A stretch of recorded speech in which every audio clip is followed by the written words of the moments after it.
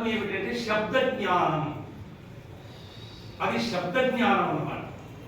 పూర్వం గ్రంథాలు లేవండి. కృతయుగంలో కూడా గురుకులాలలో ప్రప్రథమంగా గ్రంథాలు లేవు. అగ్ని, వాయు, రవి, ఆదిత్యుడు అనేటువంటి ఈ నలుగురు ఋషులు శబ్దాలతోనే వాళ్ళు పరమేశ్వరుని సాక్షాత్కరింపజేస్తున్నారు కదా. ఆ పరమేశ్వరుడు ఎప్పటికీ ఉంటాడన్నమాట, అంతటా ఉంటాడు, సర్వావస్థల్లో ఉంటాడు. అవి బాగా చెప్పారు వీరు కొండయ్య గారు, పెద్దవారు. వారు అనుభవ జ్ఞానం చెప్పారు. వారు అది చాలా అక్షర జ్ఞానం కంటే అనుభవ జ్ఞానం చాలా గొప్పదనం. అందుకే వారు ఉల్లాసంగా కనపడుతున్నారంటే ఏమిటి? వారు కేవలం మాట రూపకంగా చెప్పేది కాదు, ఏదో చదివి చెప్పేది. వారు అనుభవించింది మన మీద ఎంతో పరోపకార బుద్ధితో అందరూ కూడా ఇదో ఇది చేయండి, ఇదో దీని గొప్పతనం ఇది అనే ప్రతి పౌర్ణానికి చెప్పిందే మనకు నొక్కి నొక్కి చెప్తున్నారు అన్నమాట. ఆ నాలుకకు హితోపదేశం చేసినట్టుగా మనకు హితోపదేశం ఇస్తున్నారు అన్నమాట. కాబట్టి మనం అవి చెయ్యాలి. అట్లాగే లక్ష్మీనారాయణ గారి అద్భుతమైనటువంటి విషయాలు చెప్పారు. ఏ కన్ఫ్యూజన్ లేకుండా రోజు మనం సంధ్య చేస్తాం.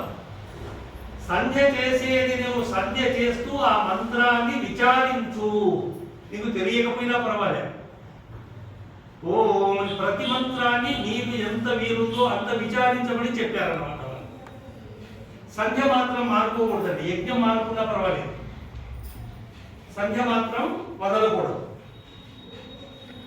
ఎందుకంటే ఆ సంధ్యలో పరమేశ్వరుడు అంటే ఏమిటో, అతని కృప అంటే ఏమిటో, అతని హితోపదేశం అంటే ఏమిటో, స్తుతి, ప్రార్థన, ఉపాసన ఏమిటో, అట్లాగే జడ పదార్థం ఏమిటో, సృష్టి ఏమిటో, ప్రళయం ఏమిటో అది నాశనీయ సూక్తం అంటారు. మొత్తం అంతా చెప్పబడిందండి. అంత జ్ఞానం ఉంది. ఒక్క వేద మంత్రాన్ని మనం చక్కగా అర్థం చేసుకున్నట్లయితే, పెద్ద ఆయన చెప్పినట్టు ఒక్క గాయత్రి మంత్రాన్ని బాగా అర్థం చేసుకొని భావార్థములతో నీవు ధ్యానించినట్లయితే జీవితం సఫలమవుతుంది. నా జ్ఞానాన్ని ఇవ్వు, నా బుద్ధిని వర్ధిల్లజేయి, నాకు ధారణా శక్తిని పెంపొందించు, ఉత్తమ గుణ కర్మములను నా బుద్ధిని ప్రేరేపించుగాక. ఇంకా ఏముందండి? దీనిలో మనం కష్టపడినట్లయితే, దీనిలో మనం బాగా శ్రమించినట్లయితే, పురుషార్థం చేసినట్లయితే ఈ జన్మ కాదు కదా, ఎన్నో జన్మలు చరితార్థం అవుతాయి కదా. అన్ని మంత్రాలను నేర్చుకోవాలని ఎక్కడ లేదండి.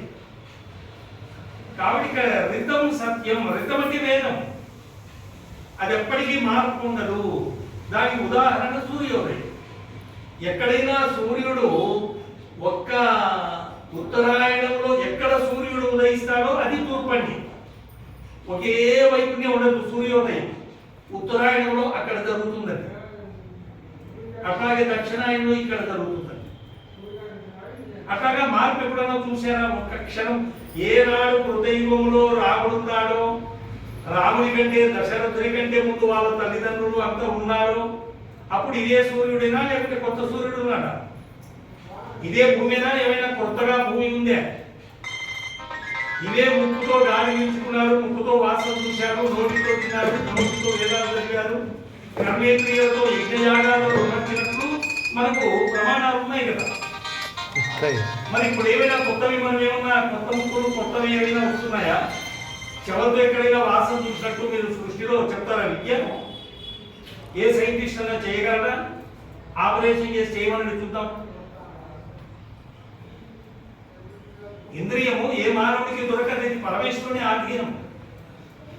కాబట్టి ఋతం అంటే వేద జ్ఞానం, సత్ అంటే సత్వ రజస్తమ కణములు, అవన్నీ పరమేశ్వరుడు కలిపాడు. అవి చేతికేదికి మనకు అసలు అవి అవగాహనే కావు. ఎందుకంటే మన ఇంద్రియాలు దానిని గ్రహించేటువంటి యోగ్యత ఏ ఇంద్రియానికి లేదు.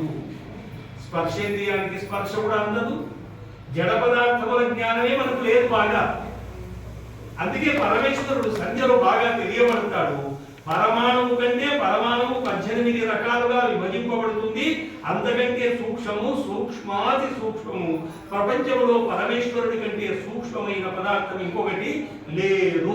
ఎంత సులభం చూడండి, గుర్తు పెట్టుకుంటే. దీనికి ఇంత రావుకుందరు వల్ల ఒక్క వేద మంత్రంలో 2 శబ్దాలు. పరమేశ్వరుడి కంటే జ్ఞానమయము, పూర్ణ జ్ఞానము, సమ్య జ్ఞానము కలిగిన పదార్థము ప్రపంచంలో భూత భవిష్యత్తు వర్తమాన కాలములలో ఎప్పుడును ఏది లేదు. ఆ జ్ఞానం కనబడుతూనే ఉన్నది నీకు. దూరంగా చూడలేకపోతే నీ శరీరాన్ని నువ్వు పరీక్షించుకో. ఇవి చాలా మంది చెప్తూ ఉంటారు. అట్లాగే ఆ పరమేశ్వరుని చేత ఉపదేశింపబడిన గ్రంథమే, వాక్యమే వేదము. వేదం అంటే పుస్తకం అనుకోవద్దండి. ఇక్కడ ఉంది చూడండి, అర్థం బరువు వేదం. ఏనాడన్నా ఏమన్నా చదివాడేమో చూడండి. ఎందుకు? దప్పిక తీర్చే నీళ్లు ఆచరణ పాత్రలో ఉంటే దప్పిక తీరుస్తాయి. మరి అది ఏం చదువుతారు, ఎప్పుడు చదువుతారు? అట్లాగా విద్య అంటే జ్ఞానం. విద్య అనే దానికి 4 అర్థాలు. ఇది చాలా వారు చెప్పారు. కాబట్టి మనము ముఖ్యంగా వేదో ఈశ్వరోపదిష్టమేవ ధర్మ. ధర్మం అంటే ఏది మనం అర్థం చేసుకోవాలి? పరమేశ్వరుని చేత ఉపదేశింపబడినది. అయ్యా మాకు ఎట్లా నమ్మాలి అంటే, పరమేశ్వరునికి మనలాంటి శరీరము, తలకాయి, ఈ ముఖం అంటే నోరు లేదు. కానీ ముఖముతో ఏ శబ్దాలని చెప్పాలనో ఆ శక్తి సామర్థ్యము పరమేశ్వరునిలో ఉన్నది. కాబట్టి మనకు ముఖం ఇచ్చాడు. మరి ఏడుకి ఇవ్వలేదు, వడ్డీకి ఇవ్వలేదు, అడుగుతున్న పొత్తికి ఇవ్వలేదు. మనకంటే పెద్ద నోరులు ఇచ్చాడు అన్నమాట. త్రిమింగళాలకు మనుషులు మింగే నోరు ఇచ్చాడు, కానీ శబ్దాలు చేసే నోరు లేవు. చూడండి. కాబట్టి పరమేశ్వరుడు ఇవ్వకుంటే ఈ ముఖం ఎక్కడి నుంచి వచ్చింది నీకు? ఎవరు ఇవ్వకుంటే ఎక్కడి నుంచి వస్తుంది చెప్పండి? ఈ బట్ట ఎవడో నేసి మనకు దీన్ని ఇచ్చింటేనే ఇది మనం ఈ పొద్దు ధరిస్తున్నాం. కాబట్టి ఈశ్వరోపదిష్టమేవ ధర్మ. ఒకే ఒక సులభం అండి. పరమేశ్వరుని చేత ఏదైతే ఉపదేశింపబడిందో అది ధర్మము. అది ఏమిటిది? వేదము. పోని ధర్మం అంటే ఎలా ఉండాలి? ఒక వర్గానికి, ఒక దేశీయులకు, ఒక ఖండాంతరంలో ఉండే వారికి, ఒక సమూహానికి కేవలం సుఖమిచ్చేది అయి ఉండరాదు. ఒక భాషకు సంబంధించి ఉండరాదు. ఒక వర్తమాన కాలములకు సంబంధించి ఉండరాదు. భూత భవిష్యత్ వర్తమాన కాలములలో సర్వదా, సర్వత్రా, సర్వథా, సర్వప్రాణులకు హితములు, కళ్యాణములు చేకూర్చున్నది ఏదైతే ఉంటుందో, ఏ వచనం ఉంటుందో, ఏ కర్మ ఉంటుందో అది ధర్మము. ఎంత సులభమే. యజ్ఞం చేస్తాము, దానిలో మనం ఏ కించిత్ నష్టము గాని, అహితము గాని, దుఃఖము గాని, కాలుష్యము గాని, అపకారము గాని ఏదైనా జరుగుతుందేమో, హింస గాని, ఏది చెప్పేవాళ్ళం మనం. పడికి వాళ్ళు చెప్పొచ్చు అని వాళ్ళకి ఏమీ తెలియదు. అట్లాగే అడుగుతున్నాడు బయట. ఇంకొకటి చూడండి, ఇవన్నీ అన్ని సేకరించుకొని చూడండి. ఏ విధంగా 500 నోట్లను 100 కట్టలిస్తే అన్ని 500 రాని చూస్తావు. దాన్ని వెయిటే గీతే చూడవు. కానీ దీన్ని అన్ని విధాలుగా చూసుకో, పొరపాటు ఉండదు. ధారణ ధర్మము, ధర్మ అంటున్నాడు. ఏదైతే నీకు ఆధారమై, జగత్తుకు ఆధారమై ఉన్నదో, ఏదైతే రక్షణ ఇస్తా ఉందో, ఏదైతే నీకు లోపల పరమేశ్వరుడు ఏ రక్షణ పెట్టాడో అది ధర్మము. అందరికీ సమానంగా ఉందా లేదా? ప్రపంచంలో భూత భవిష్యత్ వర్తమాన కాలాల్లో భిన్నంగా ఉందేమో చూడండి. ఈ రోజు మీరు వెధవలై, నాస్తికులై, ఇతర మతస్థులై, హింసాత్మకులై, దుండగలై, హింసను కోరుతూ ఒక వర్గాన్ని నాశనం చేయాలనేటువంటి బుద్ధితో ప్రపంచంలో ఉన్నారే, వీరిని ఒక్క క్షణము కలిగి ఉంటూ ప్రతి ఒక్కరూ కంకణం కట్టుకోవాలి. అప్పుడు ఈ ధర్మం తెలుస్తుంది. ధారణ ధర్మ విద్యాహు అంటున్నాడు. ఒకచోట ఈశ్వరోపదిష్టమేవ ధర్మ అంటున్నాడు. మరి ఎక్కడైనా నీకు అనుమానము, దీంట్లో భేదము, ఒక దాంట్లో నష్టం కలుగుతుందేమో ఏదైనా ఉంటే నేను ఇంకా బాగా చెప్తానండి. ఇంకా మనుస్మృతికారుడు చెప్తున్నాడు, ఋషుడు ఏం చెప్తున్నాడు? వేద ప్రతిష్ఠితం కర్మ ధర్మ తత్మంగళం. అబ్బా, ఈయన ఇంకా కొంచెం ఎక్కువ చెప్పాడండి మహానుభావుడు. ఏదైతే వేదము చేత నీకు చెప్పబడుతుందో వేద ప్రతిష్ఠితం కర్మ, అది ఏ కర్మ అన్న కానీ, చిన్నది కానీ, పెద్దది కానీ, గొప్పది కానీ, పరిపాలన కానీ, ఒక గృహస్థంలో కానీ, ఏ ఆచరణ కానీ, కూర్చొని లేసేది కానీ, అది ధర్మ, అది మంగళప్రదము. 4 ఆశ్రమాలు పెట్టాడు, 4 వర్ణాలు ఉన్నాయి అని చెప్తున్నది మనస్సు. ఈ పొద్దు వైధర్ములు, విధర్మీయులు, ధర్మనాశకులు ఇవి మంచివి కాదు అంటున్నారు. మన దేశంలో మన ఎదుట మనుస్మృతిని కాల్చుతున్నారు. మనం చచ్చినట్ట బతికినట్టండి. కానీ ధర్మం నశించదు. అట్లానే నీ ఊరుకుంటారాదు. ప్రేరణ ఉండాలి, పౌరుషం ఉండాలి. వేద ప్రతిష్ఠితం కర్మ ధర్మ తం మంగళం పరం. వేదోదితం కర్మ ధర్మం, వేదోదితం కర్మ ధర్మ. ఏదైతే వేదము చేత బోధింపబడిందో, ఏదైతే వేదము ఉపదేశిస్తున్నదో అది ధర్మమని ఇంకొక మంత్రంలో, ఇంకొక శ్లోకంలో చెప్తున్నారు. ఇంకా ఏమి ఎక్కువగా చెప్పాడు, దీన్ని అధికంగా చెప్పాడు. వేదమేవాభ్యసే నిత్యం. నీ జీవితంలో ప్రప్రథమంగా మొదట లేస్తూనే వేద మంత్రముతో మీ మనది వాక్కు ప్రారంభం కావాలి. వేదాన్ని పరమేశ్వరుని లోపలనే తలుచుకోవాలి. ఎందుకు? నీవు లోపలున్నావు. ఈ శరీరంలో నీకు తెలియకున్నా కూడా ఏదో ఒక హృదయము లేకుంటే ఒక తలకాయ నేను ఉన్నాను అని అనుకోండి. నువ్వు అనేది కూడా కనపడేది కాదండి. శరీరం నువ్వు కాదు, ఇది కనపడే రంగు స్థూలత కలిగినటువంటిది. అక్కడనే పరమేశ్వరుడు ఉన్నాడు, నీలో కూడా ఉన్నాడు, అంతటా భగవంతుడు ఉన్నాడు. మర్చిపోకూడదండి.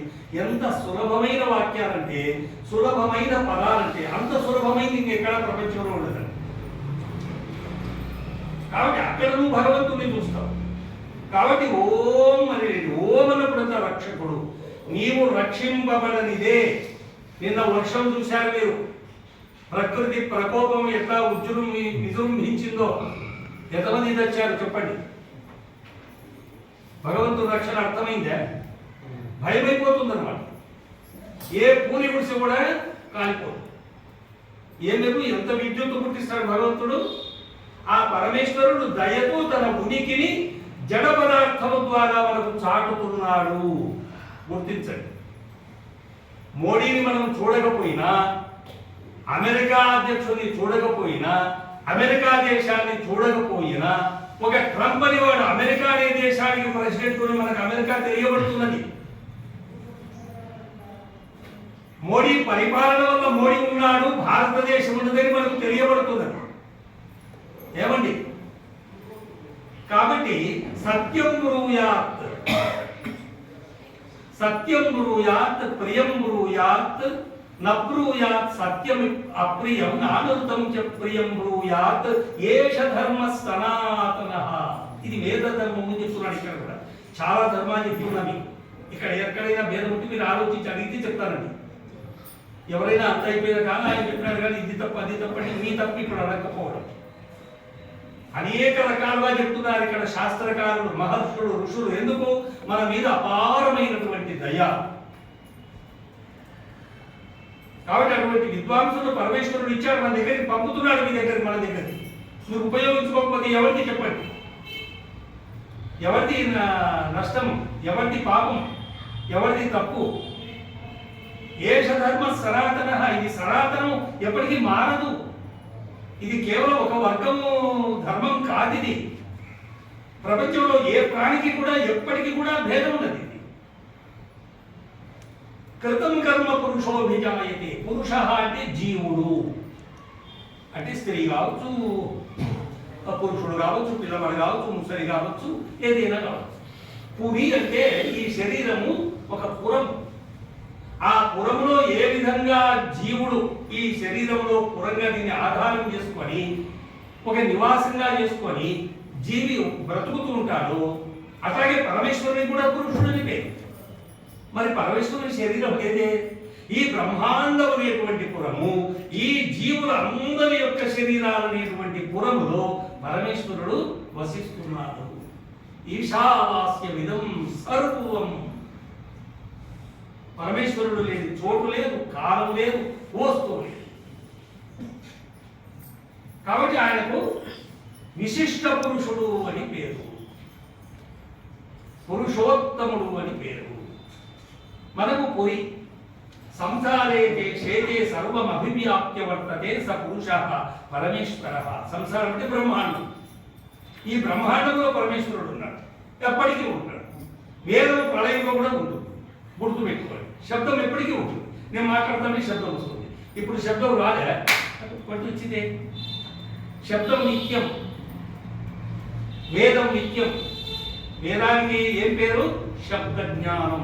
శబ్ద బ్రహ్మణి నిష్ణాత పరం బ్రహ్మాధిగచ్చతి. ఎవడైతే శబ్ద బ్రహ్మ జ్ఞానమును వాడు పొందుతాడో, దాన్ని సాధనతో ఈశ్వర అనుగ్రహం పొందేకి కర్మయోగము అంటే అష్టాంగ యోగము మార్గముల ద్వారా ప్రయత్నిస్తాడో వాడు ఇది దాటి పరం బ్రహ్మాధిగచ్చతి. ఈ వేదమును ప్రసాదించినటువంటి పరమేశ్వరుని పొందుతాడు. ఎక్కడికో పోడండి జీవుడు. ఇదంతా ముక్తే. మనం బద్ధులమై గుడ్డి వాళ్లకు ప్రపంచమంతా పగలు కూడా చీకటే ఉంటుందండి. ఈ క్లేశకర్మ విపాకాశయములు అనేటువంటి దాటిన వానికి అంతా మోక్షమే. పరమేశ్వరునిలో ఉండి ఆ తెలిసి ఆనందాన్ని అనుభవించడమే మోక్షం. అదే నీవు సాధన చేస్తే నీవు సమాధిలో మోక్షాన్ని అనుభవిస్తావు, తెలిసి అనుభవిస్తావు. ఇక్కడ కూర్చొని పడుకోనైనా అనుభవిస్తావు. కానీ ఎంత మూఢాత్ముడైనా మోక్ష సుఖాన్ని అనుభవించడానికి పరమేశ్వరుడు ప్రేమ కాబట్టి తన సంతానం మనమందరం. కాబట్టి పరమేశ్వరుడు కొన్ని గంటలు మనకు సుషుప్తి అనేటువంటి గాఢ నిద్రలో మోక్షాన్ని అనుభవింపజేస్తున్నాడు. ఇంత చూడండి, అల్లకల్లోలమైనటువంటి ఈ ప్రపంచమంతా 1:30-2 గంటలకు లేచడం చూడండి. పైకెక్కి బజార్లోకి పోవద్దండి. లేదు ఏమైనా శబ్దాలు ఉంటాయి. ఢిల్లీ లేకపోండి, వాహన నీతి. ఒకసారి గమనించండి, పరమేశ్వరుడు వర్షం వస్తే ఆ మెరుపులు, ఉరుములు, ఆ శబ్దాలని, ఉరుముకు భయపడవలసిన అవసరం లేదు. గుర్తుపెట్టుకోండి, ఇది ఉరుముని ఏమి చేయదు. ఏది చేసినా మెరుపు, కరెంట్ 1 సెకండ్కు 1,80,000 మైళ్ళ వేగము కలిగి అద్భుతమైనటువంటి ఎన్ని మెగావాట్లో పవర్ ఉంటుందండి. మన వాళ్ళు కరెంటు కావాలంటే రిజర్వాయర్లు కావాలా, నీళ్లు కావాలా, ఎన్ని మ్యాషిన్స్ కావాలి, ఎంతమంది చచ్చిపోతారు, ఎన్ని కోట్లు పెట్టుబడి పెట్టాలి. పరమేశ్వరుడు అక్కడ కరెంటు ఉత్పన్నం చేస్తున్నాడండి, చెప్తున్నాడు. అదే అంతరిక్షము ఐశ్వర్యంతో నిండి ఉంది, ద్యుస్థానం ఐశ్వర్యంతో ఉండి ఉంది, పృథివీ పైన ఐశ్వర్యం ఉంది, పృథివీ లోపల అనంతమైనటువంటి ఐశ్వర్యం ఉంది, రకరకాల ఐశ్వర్యం ఉంటుంది. డీజిల్ ఎక్కడి నుంచి వస్తున్నారు అనుకుంటారు, పెట్రోల్ ఎక్కడి నుంచి వస్తున్నారు అనుకుంటారు, క్రూడ్ ఆయిల్ ఎక్కడి నుంచి వస్తున్నారు అనుకుంటారు. సముద్రాలు ఉన్నాయి, కరెంటు నీ శరీరంలో ఉన్నది, బయట ఉన్నది, అంతటా ఉన్నది. నీ శరీరంలో నీళ్లు ఉన్నాయి, నీ శరీరంలో అద్భుతమైన అటువంటి ఐశ్వర్యం ఉంచాడు భగవంతుడు. కాబట్టి వీడికి అనుకో, ఎట్లా కనుక్కుంటావు? ఈ ప్రపంచంలో కాగితాల ద్వారా సంపాదించేకి నువ్వు ప్రయాసపడుతున్నావు. కానీ నిన్ను నీవు ఎప్పుడైతే కొంచెముగా తెలుసుకునేందుకు ప్రయత్నం చేస్తావో నీ జీవితము సత్య మార్గంలో పడినట్టు లెక్క. నేను శరీరం కాదు, ఈ శరీరము సాధనము, నేను ఆత్మను. ఈ పరమేశ్వరుడు ఇచ్చినటువంటి అవయవాలు రోజు గుర్తు ఎందుకు చేసుకోవాలి? చూడు, సత్యాలు ఎంత గొప్పతనంతో నేను అది ఒక్కడే చెప్పలేదు, కొంచెం చెప్తాను, మీరు ఎక్కువ తెలుసుకోండి. ఓం వాగ్మ చేస్తూ ఓ గొప్ప పెట్టేది కాదు, దేని కాదు. అది వాకు సత్యం ఉన్నది. ఆ సత్యం ఎట్లాంటి? మనోవాక్కు కాయములకు ఇది గుర్తులేదు, అది సత్యం. ఊరి నోటితో ఒక మాట సత్యం అనుకోవద్దు. నీ మనస్సులో ఎలా ఉన్నదో అలాగే వాక్కుతో చెప్పాలి. మనస్సులో ఉన్నట్టు వాక్కుతో చెప్పినట్టు అట్లే చేయాలి. అది స్వాహ. చూడు, రోజు నువ్వు సంధ్య చేస్తున్నావు అంటే ఎంత పవిత్రాలైతే. నా వాక్కు పవిత్రం కావాలి. ఎప్పుడు పవిత్రం అవుతుంది? బ్రష్తో తోమినప్పుడు కాదు, సత్యాన్ని అంగీకరించినప్పుడు, అసత్యాన్ని త్యజించినప్పుడు, సత్యాన్ని వ్యవహరించినప్పుడు, సత్యాన్ని సంకల్పించినప్పుడు, సత్య భాషణం చేసినప్పుడు, చెప్పినట్టు ఆచరించినప్పుడు నీ జన్మ సార్థకం. ఇవి ఎంతవరకు అంతవరకే. డబ్బులు, భార్య, పిల్లలు, ఆస్తులనే అవసరమే. ఎంతవరకు అంతవరకే. అవన్నీ సాధన అనే బాగా గుర్తుపెట్టుకొని అనేక మాటలు చెప్పుకుంటాను. మనం ఈ జన్మలో సుఖపడాలన్నా కూడా మీరు ఎన్నో దురలవాట్లు మానుకుంటే చాలు. ఈ ఆది సమాజానికి వస్తే చాలు. కొండయ్య గారు అన్నారు, ఇంకా నేను 26 ఏళ్ళు బాగా ఉంటాను. ఏం ధైర్యం అండి అది. నేను చెప్పలేకపోతున్నాను. అది నాకు తెలుసు. నేను ఉండను. నా స్థితి అట్లా లేదు. నాకు ఆ సాధన లేదు. మరి అంత వృద్ధుడు ఆ విధంగా చెప్తున్నారంటే మీరు అదే గమనించారు. ఆ గంభీరం, ఆ గొప్పతనం. మీరు రండి మాసం మీ జీవితం అంతా చూసుకోండి ఇప్పుడు ఎట్లున్నారు. అయితే మీరు మార్పులు కూడా చేసుకోవాలి.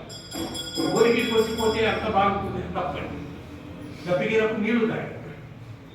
నేను భగవంతుడికి ఉపవాసం ఉంటానని ఎగిరి మింగకుండా, నీళ్లు మింగకుండా అవన్నీ ఉండదు అవుతుంది. వాటిని నాశనం అయిపోతాడు. ఏ శాస్త్రం చెప్పకూడదు, ఏ జోడు చెప్పాడు కష్టపడడం నిన్ను. దప్పికైతే తాగు, లేకపోతే తాగదు. నీరు వృధా చేయదు. ఆగిలైతే తిరుగు, లేకుంటే ఫలానా వస్తువులు తినకూడదు. అది కాబట్టి కర్మ ప్రాధాన్యము. కర్మణ్యేవాధికారస్తే మా ఫలేషు కదాచన మా కర్మ ఫలహేతు మాదే సంగోస్తు. కర్మని అయ్యా నువ్వు కర్మను చెయ్యి. కర్మ చెయ్యి అంటే మనకి ఇంటి పనులు కాదండి ఇక్కడ చెప్పింది. అవి ఎట్లా చేస్తామని ముఖంగా అనుకుంటాం. తప్పికైతే నీళ్లు తాగుతాం, స్నానం చేస్తాం. అవి చెప్పాల్సిన పని లేదు. అవి నిత్య కర్మలు, కాలకృత్యాలు. తినేటి తినాలి, విసర్జించేటి విసర్జించాలి అని చేస్తాం. నిత్యకర్మ ఏమిటివి? సంధ్యోపాసన, స్వాధ్యాయము. అట్లాగే పంచమహాయజ్ఞములు ఒక్క మాటలో చెప్పాలి. అది క్రియాయోగం. ఎవరైతే అర్థవంతంగా సంధ్య చేస్తాడో ఎక్కువ నీకు అర్థం. నాకు ఏం చేద్దాం నీ సంధ్య, నా సొంతంగా ఆలోచించే నాకు అసలు సంధ్య అర్థాలే తెలియదు. ఎందుకంటే నా కళ్ళు లేకపోయా. అప్పుడు అంత ప్రవచనాలు అవి వాళ్ళ కింద ఒకరి కింద పని చేసుకో పండితులుగా అట్లా జరిగిపోయింది అన్నమాట. నాకు వ్యవధి లేదు.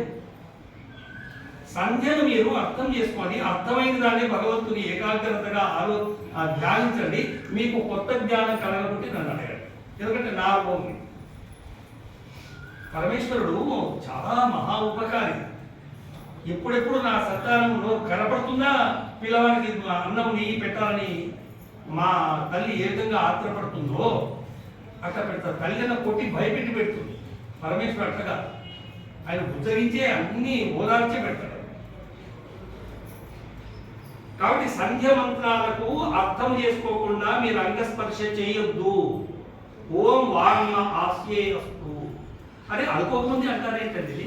ఎంత చెప్పినా కూడా బుద్ధి లేకుండా ఎంత బాధ కలిగిస్తారు. వాక్యం జ్ఞానం అయిన తరువాత క్రియ. నా వాక్కు సత్యవంతము కాదు. సత్యవ్రతము వలన ఏమవుతుంది? అది మహా విలువ కలిగింది. ఆ వాక్కుకు విలువ వస్తుంది. అది బలము కలిగింది అవుతుంది.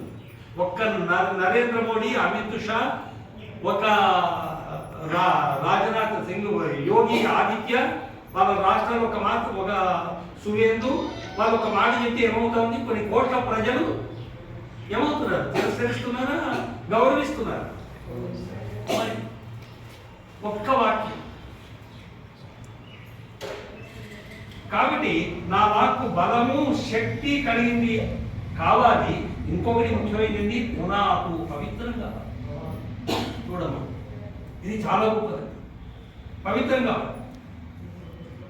ఓం నసోర్మే ప్రాణం వస్తుంది. నా ప్రాణశక్తి పటుత్వము 100 ఏళ్ళు. నేను దేనిపైన ఆధారపడకుండా ప్రాణశక్తితో నేను బాగా దివ్యమైన సుఖాన్ని అనుభవించాలి. ప్రాణశక్తి పటుత్వం నాకు ప్రవేశిస్తాను. నా వాయువు పవిత్రంగా చూడండి. ఎక్కడ చూసినా వాయువు ఇచ్చాడు పరమేశ్వరుడు. ఎంతవరకు ఇచ్చాడో చూడండి. మనము నివసించే దానికంటే కొన్ని కిలోమీటర్లు ఎక్కువగా మనకు జీవించేందుకు అనుకూలంగా వారి ఇచ్చాడు. తప్పిదారి ఇది కూడా నీళ్ళ వారికి అమ్మేది ఏంటి, మనం సస్యం ఆలోచించి. అట్లాగే చక్షు కర్మయు, అట్లాగే మన బుద్ధి, పవిత్రమైనటువంటి సంకల్పాలు రోజు కొన్నిసార్లు తెచ్చుకోండి, తెచ్చుకునేందుకు ప్రయత్నం చేద్దాం. ఆ విధంగా రోజును స్మరించేందు వలన దీని పర్సెంట్ పెరుగుతూ వస్తుంది. ఏ విధంగా బీజేపీ 2-3 స్థానాలు కూడా రాని రాష్ట్రాలలో ఈ రోజు దేశంలో 21 రాష్ట్రాలు ఏలుతున్నదంటే అది ఈ కొద్ది వచ్చిందే, ఎన్ని సంవత్సరాలు పట్టింది ఆలోచన చేయండి. ఒక్క ఓటుతో ప్రధానమంత్రి